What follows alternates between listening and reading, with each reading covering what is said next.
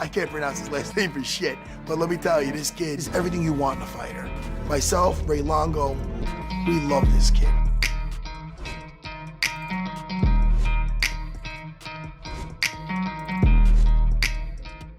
Every once in a while, the UFC sees the rise of a fighter who changes the entire landscape of a division. For a bantamweight, that fighter is none other than Merab Dvalishvili, a man rightfully nicknamed The Machine. From humble beginnings in Georgia to becoming one of the most dominant champions in UFC history, his journey is nothing short of inspiring. He's not a knockout artist in the traditional sense, nor is he known for flashy finishes. Instead, Merab has built his reputation on relentless cardio. Motherfucker. He is a motherfucker, man. That guy does not get tired.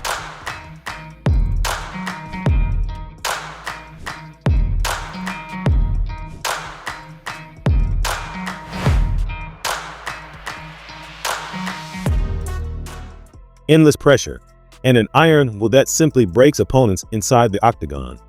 Fans, fighters, and analysts all agree, once the cage door closes, there is no escape from the machine. But how exactly did Merab rise from obscurity, survive early setbacks, and then dominate the best fighters in the world on his way to championship gold? This is the story of how Merab Dvalishvili conquered the UFC and why nobody can seem to stop him. Humble beginnings and Georgian roots. Merab Dvalishvili was born in Tbilisi, Georgia in 1991. Growing up in a country known for its strong warrior culture, he was surrounded by combat sports traditions from an early age. Wrestling, sambo, and judo were integral parts of Georgian sports identity, and Merab embraced these disciplines with passion. Unlike many fighters who find their calling later in life, he was immersed in martial arts as a child, sharpening skills that would later become the foundation of his fighting style. Georgia wasn't an easy place for opportunities in combat sports at the time. Limited resources meant Merab had to work harder than most to chase his dream. Still, his environment instilled in him toughness and resilience.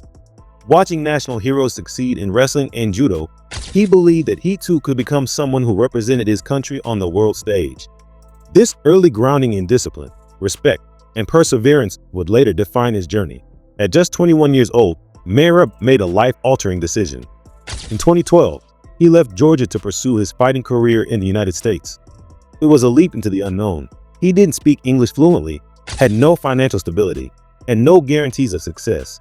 To survive, he took construction jobs during the day and trained whenever he could, juggling exhaustion with relentless determination.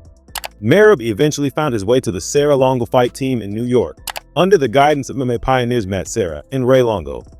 This environment sharpened his wrestling base and introduced him to elite-level striking. Surrounded by high-level fighters like Aljamain Sterling, he began molding himself into a complete mixed martial artist. The grind was real, the sacrifices immense, but the young Georgian refused to back down. He had left everything behind in pursuit of this dream, and there was no turning back. Early struggles in MMA. Before stepping onto the big stage of the UFC, Merab had to prove himself on the regional circuit. Fighting in smaller promotions like Ring of Combat, he showcased flashes of brilliance, including a memorable spinning backfist knockout that earned him attention. These performances caught the UFC's eye and earned him a contract. However, the UFC is a different battlefield altogether. In 2017, Merab made his promotional debut against Frankie Seans. Despite putting up a competitive fight, he lost by split decision. His second UFC fight, against Ricky Simon, was even more heartbreaking. Merab dominated most of the contest, but got caught in a last-second guillotine choke. Although he never tapped, the referee ruled it a submission loss after the final horn. It was a crushing blow. 2 fights into his UFC career, he had 2 losses, and critics were already labeling him a bust. Top of me, he was watching me, he was checking my arms, I give it to him thumbs, and my eyes was open, I was moving legs, and then I show everyone I was in, I was fighting, I wasn't out, you know, and then fight's over, 15 minutes over, I tried to stand up, doctors came in, and they tried to let me down, and Yet instead of breaking under pressure, these defeats fueled him. Merab used them as lessons, doubling down on his training and mental toughness. This period would become the true testing ground for his resilience. The rise turning point. Every fighter has a moment when the tide turns, and for Merab, it was his 3rd UFC fight. Determined to never leave a fight in the hands of judges or referees, he reinvented his approach. Leaning into his natural strengths, Merab began using relentless wrestling and unmatched cardio as his primary weapons. He didn't just wrestle. He drowned opponents in takedown attempts, never giving them space to breathe. No, it means like it's really means personality too. You know, Merab combat sambo, right? He come combat sambo, he take down many times Olympic champion, right?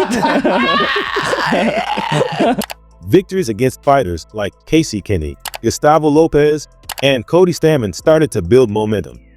Fans began to notice his unique style. While not flashy, it was suffocating and effective. By chaining together multiple wins, Merab carved out an identity as a grinder who could push the pace for all 3 rounds without slowing down. More importantly, he had forged an unbreakable bond with Aljamain Sterling, his teammate and eventual champion, creating one of the most formidable training partnerships in the bantamweight division. The true breakout came when Merab faced Marlon Moraes, a dangerous striker and former title contender. Early in the fight, Moraes hurt Merab badly, nearly finishing him. But instead of folding, Merab rallied with relentless pressure and ended up overwhelming Moraes with ground and pound.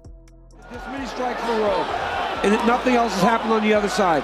He's got that wrist control now now. he's not. DC. That'll do it for Merab Dvalishvili. Victory from the jaws of defeat. This comeback showcased his toughness and earned him respect from fans and fighters alike.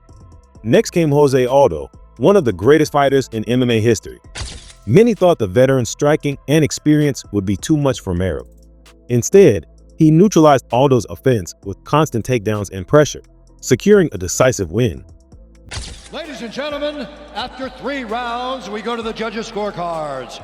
The judges score the contest 29-28, 29-28, and 30-27 for the winner by unanimous decision, Merab the Machine Dvalishvili. Becoming UFC champion.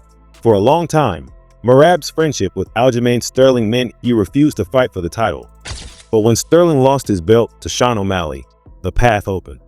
In September 2024, at UFC 306, Merab finally got his shot at gold. Facing O'Malley, a flashy striker with knockout power, Merab imposed his will from the start. He smothered O'Malley with takedowns, ground control, and constant pressure, cruising to a dominant unanimous decision. When the belt was wrapped around his waist, Merab became the second Georgian fighter to claim a UFC championship. Ladies and gentlemen, referee Jason Herzog has called a stop to this contest at 4 minutes, 42 seconds of round number 3. Declaring the winner by submission and still the undisputed UFC bantamweight champion of the world. Back home, thousands of fans celebrated in the streets, a historic moment for the country. For Merab, it was the culmination of years of sacrifice, struggle, and relentless belief. Why he dominates everyone. What makes Merab different from everyone else is not just skill, it's his engine. His cardio is unmatched, allowing him to push a pace that no opponent can keep up with. He doesn't give fighters a chance to rest, suffocating them with takedown attempts, clinch work, and ground pressure. Many fighters break mentally long before the final bell, unable to match the intensity. Statistics prove his dominance. Against Umar Nurmagomedov in his first title defense, he attempted 92 takedowns, an almost unheard of number. Against O'Malley in the rematch, he showcased versatility by finishing him with a north-south choke, proving he's not just about grinding decisions. He can finish when the opportunity comes. Now, if I cannot make 2 more fights this year because there is no September, then now November is New York.